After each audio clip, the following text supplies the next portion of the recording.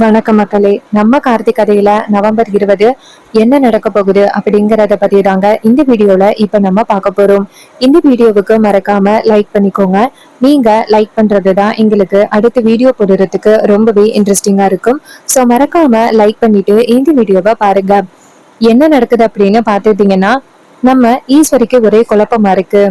எப்ப பார்த்தாலும் இந்த சந்திரா மாப்பிள்ளை மேல ஏதாவது ஒரு வகையில குறை சொல்லிக்கிட்டே இருக்காளே. ஒருவேளை அவ சொல்ற மாதிரி மாப்பிள்ளை வந்துட்டு இந்த மாதிரி நம்ம கிட்ட பொய் சொல்லிக்கிட்டு இருக்காரோ அப்படின்னு நம்ம ஈஸ்வரிக்கு குழப்பம். சரி, ரொம்ப நாளைக்கு முன்னாடி ஒரு உளவாளி பொண்ணு கிட்ட மாப்பிள்ளைய பத்தின உண்மையை கண்டுபிடிக்க சொல்லி ஒரு வேலையை சொல்லியிருந்தோம். அந்த பொண்ணு உண்மையை கண்டுபிடிச்சிட்டா என்னன்னு தெரியல. பேசாப்ல அந்த பொண்ணுக்கு நம்ம கால் பண்ணி கேட்போம் அப்படின்னு ஈஸ்வரி நேரா அந்த பொண்ணுக்கு கால் பண்றாங்க. அப்போ தீபவதி போனை பார்த்துட்டு, மேடம் தான் கால் பண்றாங்க, அவங்க கிட்ட உண்மைய சொல்லலாமா வேண்டாமா, இது மாதிரி அவங்க எல்லாரும் ரொம்ப நல்லவங்களா இருக்காங்க, இந்த கும்பாபிஷேகத்தையும் அப்புறம் இந்த குடும்பத்தை ஒண்ணு சேர்க்கணும் அப்படிங்கறது மட்டும்தான், அது மட்டும்தான் அவங்களோட நோக்கமா இருக்கு. அப்படி இருக்கையில நான் போயிட்டு இப்ப உண்மையை சொல்லிட்டேன் அப்படின்னா அவங்க இத்தனை நாளும் கஷ்டப்பட்டது எல்லாமே வீணா போயிரும். நம்ம உண்மையை சொல்லுவோமா வேண்டாமா அப்படின்னு தீபவதி யோசிக்கிறாங்க. அப்போ ஈஸ்வரி மறுபடியும் கால் பண்றாங்க. தீபவதி போனை பார்த்துட்டு மேடம் மறுபடி போன் பண்றாங்க. சரி, நம்ம போனை அட்டன் பண்ணிடுவோம் அப்படின்னு ஈஸ்வரியோட போனை அட்டன் பண்றாங்க. அட்டன் பண்ணி சொல்லுங்க மேடம். அப்ப அவங்க கேக்குறாங்க, மேடம் இது மாதிரி எப்பதான் என்கிட்ட உண்மைய நீங்க ஒப்படைப்பீங்க? ஏன்னா ரொம்ப நாளைக்கு முன்னாடி உங்ககிட்ட நான் கேட்டேன், என் மாப்பிள்ளைய பத்தின உண்மைய சீக்கிரம் கண்டுபிடிச்சிட்டு வாங்க அப்படின்னு சொல்லிட்டு நீங்களும் கண்டுபிடிச்சிட்டு வரேன் அப்படின்னு சொன்னீங்க. ஆனா நாள் ஆக்கிக்கிட்டே இருக்கு, இன்னும் என் மாப்பிள்ளைய பத்தின விவரம் தெரியவே இல்லை. அதுக்காக தான் உங்களுக்கு போன் பண்ணேன். அதுக்கு உளவாளி சொல்றாங்க, மேடம் என்னால முடிஞ்ச அளவுக்கு உங்க மாப்பிள்ளைய பத்தின உண்மைகளை கண்டுபிடிக்கிறதுக்கு ட்ரை பண்ணிக்கிட்டு தான் மேடம் இருக்கேன். ஆனா எனக்கு சரியான வகையில ஆதாரம் கிடைக்க மாட்டேங்குது. ஆதாரம் கிடைச்சிருந்தாதான் இந்நேரம் உங்களை நேர்ல சந்திச்சு அந்த ஆதாரத்தை கொடுத்திருப்பனே. அதுக்கு ஈஸ்வரி சொல்றாங்க, அப்படியா, நாளைக்கு கோவில் கும்பாபிஷேகம் நடக்க போகுது, என் மாப்பிள்ளை தான் அந்த சேதுபதி பேரன் அப்படின்னு என் தங்கச்சி ரொம்ப ஆணித்தனமா சொல்லிக்கிட்டே இருக்கா. அவ ரொம்பவே இப்படியே சொல்லிக்கிட்டு இருக்கிறத பார்த்தா எனக்கே கொஞ்சம் கொஞ்சமா சந்தேகம் வருது. ஒருவேளை அவர்தான் அந்த சேதுபதியோட பேரனா இருப்பானோ அப்படின்னு எனக்கு கொஞ்சம் கொஞ்சமா சந்தேகம் வருது. எனக்கு என்ன பண்றதுன்னு ஒண்ணுமே புரியவே இல்லை. அதான் மேடம் உங்ககிட்ட சீக்கிரம் விசாரிக்கலாம் அப்படின்னு கேட்டேன்.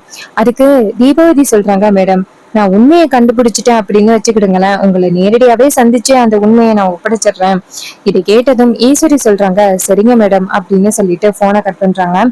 அப்ப தீபாவதி நினைக்கிறாங்க, மேடத்துக்கிட்ட நம்ம பொய் சொல்லிட்டோம், ஆனா ஒரு குடும்பத்துக்காக தானே பொய் சொல்லியிருக்கோம். சோ இது எந்த வகையிலயும் தப்பு கிடையாது.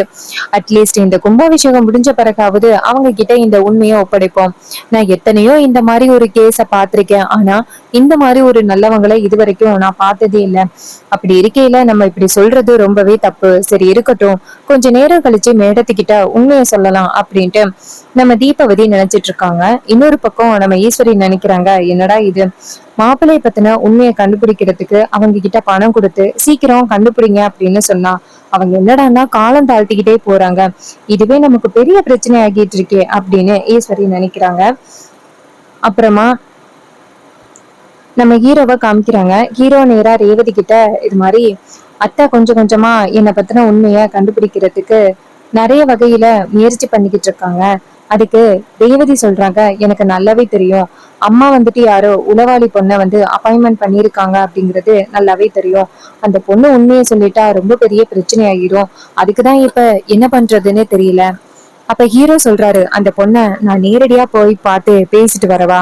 அதுக்கு ரேவதி சொல்றாங்க, இல்லங்க, நீங்க போய் பார்த்து பேசுனீங்க அப்படின்னா அதுவே ஒரு பெரிய பிரச்சனை ஆகிறதுக்கு வாய்ப்புகள் இருக்கு, நீங்க இப்போதைக்கு போக வேணாம் அப்படின்னு உடனே ஹீரோவும் சரி அப்படின்னு சொல்றாரு. அதுக்கப்புறம் நம்ம ஹீரோ நேரா அவங்க அத்தை கிட்ட, அத்தை கோவில் கும்பாபிஷேகத்துக்கு நீங்க ரெடி ஆகிட்டீங்களா அப்படின்னு கேட்க ஈஸ்வரி சொல்றாங்க, மாப்பிள்ள நான் கோவில் கும்பாபிஷேகத்துக்கு வரல அப்படின்னு உங்ககிட்ட ஏற்கனவே சொல்லிட்டேன். ஆனா நீங்க கேட்காம திரும்ப திரும்ப என்னை ரொம்ப கட்டாயப்படுத்தாதீங்க மாப்பிள்ள. எனக்கு அந்த கும்பாபிஷேகத்துக்கு வரத்துக்கு கொஞ்சம் கூட விருப்பம் இல்லை மாப்பிள்ள. அப்ப ஹீரோ சொல்றாரு, அத்தை அங்க ஏற்கனவே அந்த பரமேஸ்வரி அம்மாவுக்கு காயம் பட்டுருச்சு. அந்த இடத்துல கும்பாபிஷேகத்தை எடுத்து நடத்துறதுக்கு யாருமே இல்ல. அந்த இடத்துல நீங்க இருந்தீங்கன்னா நல்லா இருக்கும். அதுக்காக தான் அத்தை நாங்க கூப்பிடுறோம். அதுக்கு ஈஸ்வரி சொல்றாங்க, இல்ல மாப்பிள்ள நான் வரல அப்படின்னு. இன்னொரு பக்கம் ஊர் தலைவர்களை காமிக்கிறாங்க. எல்லாருமே சேர்ந்து கோவில்ல ஒண்ணு கூடுறாங்க. அப்போ எல்லாரும் பேசிக்கிறாங்க, இது மாதிரி பரமேஸ்வரி அம்மாவுக்கு காயம் விட்டுருச்சு. அவங்களுக்கு அப்புறம் இந்த திருவிழாவை எடுத்து நடத்த வேண்டியது அந்த சாமுண்டீஸ்வரி அம்மா தான். அவங்க என்னடான்னா இந்த கும்பாபிஷேகத்துக்கு வர முடியாது அப்படின்னு சொல்லிட்டு ரொம்பவே பிடிவாதம் பண்ணிட்டு இருக்காங்க. சோ நம்ம எல்லாருமே சேர்ந்து கொஞ்சம் ஈஸ்வரி அம்மா கிட்ட கேட்டு பார்க்கலாமா அப்படின்னு சொல்ல, அவங்க எல்லாருமே சரி நம்ம எல்லாரும் சேர்ந்து போய் கேட்டு பார்ப்போம் அப்படின்னு சொல்லிட்டு எல்லாருமே சேர்ந்து ஈஸ்வரியோட வீட்டுக்கு வராங்க. ஈஸ்வரி எல்லாரும் வரதை பார்த்துட்டு என்ன இது நிறைய பேர் வீட்டுக்கு வந்திருக்காங்க அப்படின்னு நினைக்கிறாங்க. அப்ப வில்லியும் பார்த்துட்டு என்னடா இது எல்லாரும் சேர்ந்து வீட்டுக்கு வந்திருக்காங்க, என்னவா இருக்கும் அப்படின்னு பாக்குறாங்க. அப்ப ஊர் தலைவர்கள் எல்லாருமே ஈஸ்வரிய பார்த்து வணக்கமா அப்படின்னு சொல்ல, ஈஸ்வரி சொல்றாங்க, என்ன கும்பாபிஷேகம் இன்னும் கொஞ்ச நேரத்துல நடக்க போகுது, எல்லாரும் சேர்ந்து இங்க வந்திருக்கீங்களே அப்படின்னு. அதுக்கு அவங்க சொல்றாங்க, அம்மா இது மாதிரி பரமேஸ்வரி அம்மாவுக்கு உடம்பு சரியில்லை, உங்களுக்கு நல்லாவே தெரியும். அவங்கள அந்த ஒரு சில பேர் வந்துட்டு ஆயுதத்தால தாக்கிட்டாங்க. இதனால அவங்களுக்கு இப்ப உடம்பு சரியில்லை. அவங்க இருக்கிற இடத்துல வந்து இன்னொருத்தவங்க இருக்கணும். நீங்க அந்த இடத்துல வந்து இருந்து கோவில் கும்பாபிஷேகத்தை நல்லபடியா நடத்தி கொடுத்தீங்கன்னா நல்லா இருக்கும் அப்படின்னு. அதுக்கு ஈஸ்வரி சொல்றாங்க, இங்க பாருங்க, எனக்கு கொஞ்சம் கூட விருப்பமே இல்ல கோவில் கும்பாபிஷேகத்துக்கு வரத்துக்கு. உங்ககிட்ட ஏற்கனவே இந்த விஷயத்த பத்தி நான் சொல்லிட்டேன். அது தெரிஞ்சும் நீங்க திரும்ப திரும்ப இப்படி என்கிட்ட கேக்குறதுல என்ன வித பிரயோஜனமும் இல்ல. எனக்கு அந்த பரமேஸ்வரிய பார்த்தாலே எனக்கு கோபம் வருது. அவளாலதான் எங்க அம்மாவையே பறி கொடுத்தேன். அப்படி இருக்கையில என்னால எப்படி வந்துட்டு அவ ஊருக்கு வந்து இந்த கும்பாபிஷேகத்தை நல்லபடியா நடத்துறதுக்கு பேச முடியும்? தயவு செஞ்சு என்னை கூப்பிடுறத நிப்பாட்டிடுங்க அப்படின்னு. இதை கேட்டதும் ஊர் தலைவர்கள் சொல்றாங்க, என்னம்மா இப்படி பேசுறீங்க? அம்மா மேல உள்ள கோவத்தை தான் நீங்க எப்பவோ குறைச்சிட்டீங்களே, அதுக்காக தான் அவங்க வீட்டு பொண்ணை வந்து அவங்களுக்கு கொடுத்துருக்கீங்களே அப்படின்னு. ஈஸ்வரி கேக்குறாங்க, என்ன வளர்றீங்க? எங்க வீட்டு பொண்ணு அவங்களுக்கு கொடுத்துருக்கமா? அப்படியெல்லாம் ஒண்ணும் இல்ல. இது மாதிரி என் பொண்ணு துர்கா இருக்கால, அவ இஷ்டத்துக்கு கல்யாணம் பண்ணிட்டா. அவ அந்த வீட்டுல உள்ள கிளவி வீட்டுல தங்கி இருக்கிறதுனால நீங்க எல்லாரும் இப்படி சொல்றீங்க போல. ஆனா நீங்க நினைக்கிற மாதிரி ஒன்னும் அதெல்லாம் கிடையாது அப்படின்னு. அப்பா அவங்க கேக்குறாங்க, என்னம்மா இப்படி சொல்றீங்க? நாங்க சொல்றது உங்க பொண்ணு ரேவதிய சொல்றோம் அப்படின்னு. அதுக்கு ஈஸ்வரி கேக்குறாங்க, ரேவதியவா? நான் ரேவதிய ஒன்னும் அந்த வீட்டுல உள்ள பையனுக்கு ஒன்னும் கல்யாணம் பண்ணி கொடுக்கலையே. இந்த நிக்கிறாரு இவருதான் என்னோட மாப்பிள்ள அப்படின்னு சொன்னதோட அப்போ அவங்க சொல்றாங்க, அம்மா இவருதாம்மா நம்ம சேதுபதி ஐயாவோட பேரன். அது தெரியாத உங்களுக்கு என்னம்மா தெரியாத மாதிரியே பேசுறீங்க? நீங்க தானம்மா கட்டுனா இவரு தான் தாலி கட்டணும் அப்படின்னு சொல்லி உங்க பொண்ணுக்கு கல்யாணம் பண்ணி வச்சீங்க மேடையில. அது எல்லாத்தையுமே நாங்க பாத்துக்கிட்டு தானம்மா இருந்தோம். இப்ப என்ன திடீர்னு இப்படி பேசுறீங்க அப்படின்னு. இதை கேட்டதும் ஈஸ்வரி சொல்றாங்க, இங்க பாருங்க, ஏதோ நீங்க தெரியாம பேசிக்கிட்டு இருக்கீங்க. நீங்க நினைக்கிற மாதிரியெல்லாம் எதுவும் கிடையாது. என் மாப்பிள்ள ஒன்றும் அந்த சேதுபதியோட பேரன் இல்லை அப்படின்னு. அப்போ அவங்க சொல்றாங்க, என்னங்கம்மா இப்படி சொல்றீங்க? இத்தனை வருஷமா ஐயாவை தெரியாமையா நாங்க இருக்கிறோம். சேதுபதி ஐயாவோட வீரமும் விவேகமும் ஐயா கிட்ட அப்படியே இருக்கு. அதெல்லாம் தெரியாமையா நாங்க இருக்கிறோம்? இங்க பாருங்கம்மா, உங்களுக்கு என்ன தெரியாதா என்ன? விளையாடாதீங்கம்மா அப்படின்னு சொன்னதோட ஈஸ்வரிக்கு ரொம்பவே அதிர்ச்சி ஆகுது. அப்ப வில்லி சொல்றாங்க, அக்கா பாத்தியாக்கா, ஊர் மக்கள் எல்லாருமே சேர்ந்து என்ன சொல்றாங்க அப்படிங்கிறத கேட்டியா? உன்னோட மருமகன் தான் அந்த சேதுபதியோட பேரன் அப்படின்னு. இது கேட்டதும் நம்ம ஈஸ்வரிக்கு ரொம்பவே அதிர்ச்சியா இருக்கு. சந்திரா, என்னால நம்பவே முடியல. ஊர் தலைவர்கள் கேக்குறாங்க, அம்மா ஏதாவது நீங்க குழப்பத்துல இருக்கீங்களாம்மா அப்படின்னு. அதுக்கு ஈஸ்வரி சொல்றாங்க, இல்ல நான் எந்த குழப்பத்திலையும் இல்லை அப்படின்னு. அப்ப ராஜா சொல்றாரு, இங்க பாருமா ஈஸ்வரி, அவங்க சொல்றது எல்லாம் ஏதோ தெரியாம பேசிக்கிட்டு இருக்காங்க அப்படின்னு. அதுக்கு ஈஸ்வரி சொல்றாங்க, என்ன தெரியாம பேசிக்கிட்டு இருக்காங்க? அவங்க சொல்றது எல்லாத்தையுமே கேட்டா எனக்கு ரொம்ப அதிர்ச்சியா இருக்கு. அப்போ என் மாப்பிள்ள தான் அந்த சேதுபதியோட பேரனா? அப்ப இத்தனை நாளும் என்னை ஏமாத்திக்கிட்டு இருந்தாங்களா அப்படின்னு. அப்போ ஊர் தலைவர்கள் கேக்குறாங்க, அம்மா அப்போ இவர்தான் சேதுபதி ஐயாவோட பேரன் அப்படிங்கிற விஷயம் உங்களுக்கு தெரியாதா அப்படின்னு. அப்ப ஈஸ்வரி சொல்றாங்க, இல்ல எனக்கு தெரியாது அப்படின்னு. அப்போ நம்ம ஹீரோ அந்த இடத்துக்கு வராரு. வந்துட்டு நேரா அவங்க அத்தையை பார்த்து, அத்தை இத்தனை நாளும் உங்ககிட்ட பொய் சொன்னது ரொம்ப பெரிய தப்பு தான். ஆனா சூழ்நிலையாலதான் இத்தனை நாளும் உங்ககிட்ட நான் உண்மையை மறைச்சிட்டேன். மற்றபடி நான் வந்துட்டு உங்களை வந்துட்டு ஏமாத்தணும் பழி வாங்கணும் அப்படிங்கிற நோக்கத்துக்காகலாம் நான் உங்ககிட்ட பொய் சொல்லிக்கிட்டு இல்லத்த.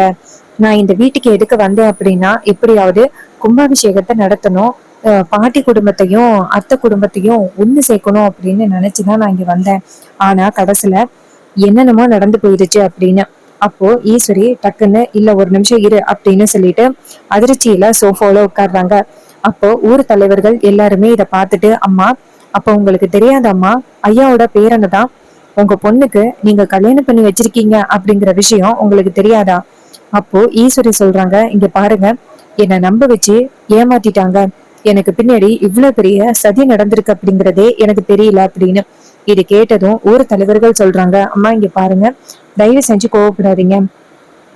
இவரு மாதிரி ஒரு மருமகன் கிடைச்சதுக்கு நீங்க ரொம்பவே கொடுத்து வச்சிருக்கணும். இவரு இந்த குடும்பத்துக்கும் உங்களுக்கும் எவ்வளவு உதவி பண்ணிக்கிட்டு இருக்காரு, அது எல்லாத்தையுமே யோசனை பண்ணி பாருங்க அப்படின்னு.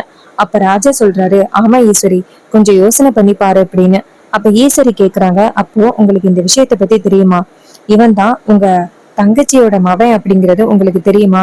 அப்ப ராஜா சொல்றாரு, ஆமா ஈஸ்வரி, எனக்கு தெரியும் அப்படின்னு. இதை கேட்டதும் ஈஸ்வரி சொல்றாங்க, தெரிஞ்சும் என்கிட்ட இத்தனை நாளும் உண்மையை சொல்லாம மறைச்சு வச்சிருந்தீங்களா? அத்தனை பேருக்கு முன்னாடி என்னை முட்டாளாக்கி காமிச்சிருந்தீங்களா அப்படின்னு. அப்போ ராஜா சொல்றாரு, அப்படியெல்லாம் இல்லை ஈஸ்வரி, உனக்கு உண்மை தெரிஞ்சா கண்டிப்பா நீ ரொம்ப கோவப்படுவ. நம்ம பொண்ணையும் நம்ம பையனையும் பிரிச்சிருவியோ அப்படின்னு நினைச்சுதான் நான் இத்தனை நாளும் அமைதியா இருந்தேன் அப்படின்னு. அப்போ ஈஸ்வரி சொல்றாங்க, என் பொண்ணுக்கு இது தெரியாம நான் கல்யாணம் பண்ணி வச்சுட்டேன்னு.